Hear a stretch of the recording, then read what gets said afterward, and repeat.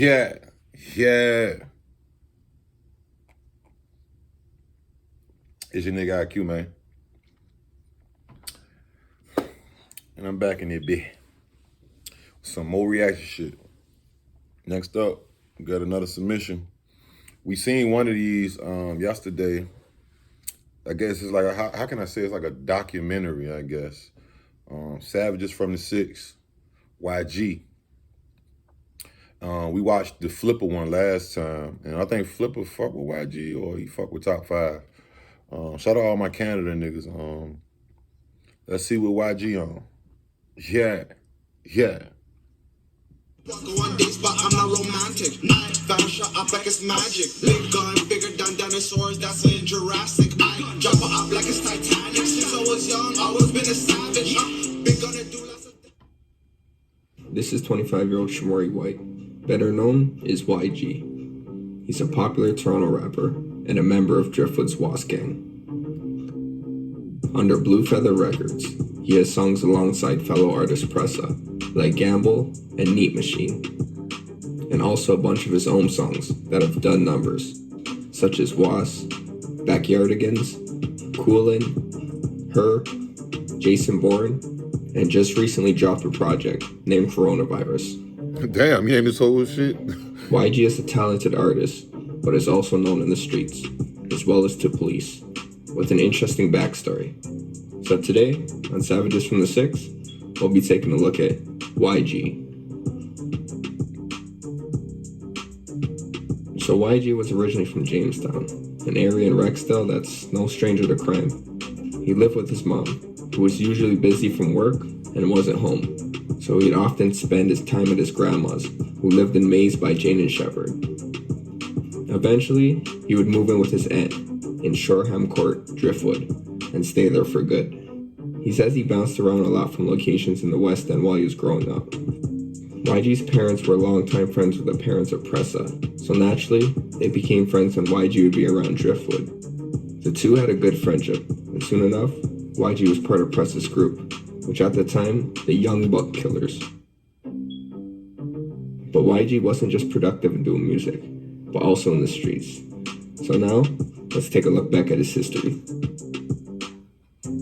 In 2011, the police launched Project Marvel, investigating the Young Buck Killers, with a focus on Pressa's older brother, Mark Gardner, who was an alleged leader of the gang. There's a public document following parts of the investigation, and YG's name, Shamari White, comes up a bunch of times. It follows YBK and their alleged involvement in firearm and cocaine trafficking throughout the country. In October of 2011, police say YG robbed a man who went by Brains of a gold chain, among other things. A day later, police were called to 390 Driftwood Avenue after reported domestic abuse. YG was arrested, wearing the same gold chain he had just robbed. Damn. He ended up tricking the police by giving them a false name, Shane Campbell, who was someone he knew. He was released. Now in December 2011, YG was at a house on Brady Crescent when police stormed in with a search warrant. In the house, police found a fully loaded Taurus handgun in a flower pot that had the serial number scratched off. That nigga hit the flower pot. Now I can't find any information if he was charged with the weapon or not, but he ended up going to jail on charges that were related to Project Marvel, with 60 others. Since YG was a youth offender at the time, the court system was lenient on the charges, and he ended up being released. That's how I used to go. Now free, YG would continue making music and keeping his head down. But after a few years went by, he soon found he was caught in a serious case himself. Now there's a decade-long feud that's been going around between two areas in Toronto. Okay. Rexdale and Driftwood. There's been multiple homicides and shootings related to this feud. Ironically, these are the two neighborhoods where YG once lived, but his alliance to Driftwood was clear. This brings us to the next event in the timeline. This incident takes place in the morning hours of June 1st, 2016, in the parking lot of 15 Pittsboro Drive, the same housing complex in Rexdale that YG once lived. Surveillance video shows two men, both armed, walk through the parking lot and approach a man on his bicycle. One of the men then takes out a gun from his handbag and fires at point blank range. The man is hit multiple times, and the suspects quickly flee the scene.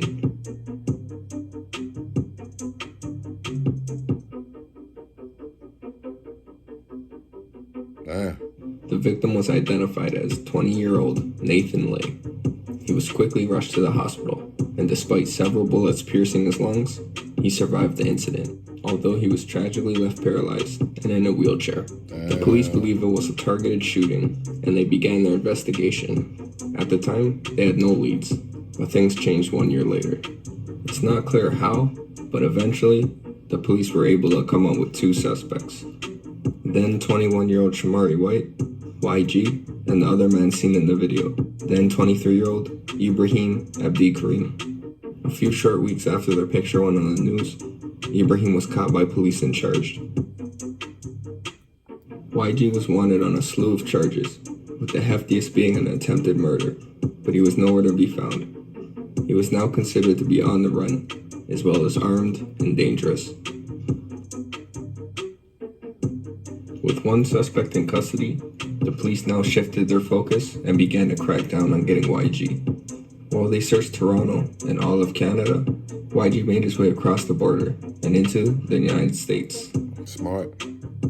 During an interview with We Love Hip Hop, YG talks about how when he was on the run, he traveled all over the States, as far as Los Angeles.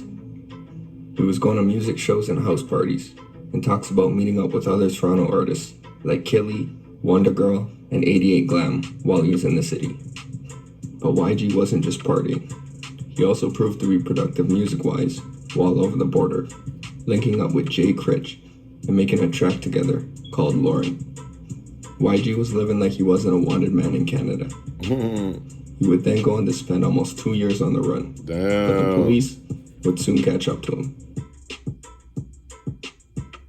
On April 26th of 2018, YG was arrested in Columbus, Ohio. The local police were apparently investigating a firearm when they picked him up. Once they realized he had a warrant in Canada, he was extradited back to Toronto. Oh, that's him?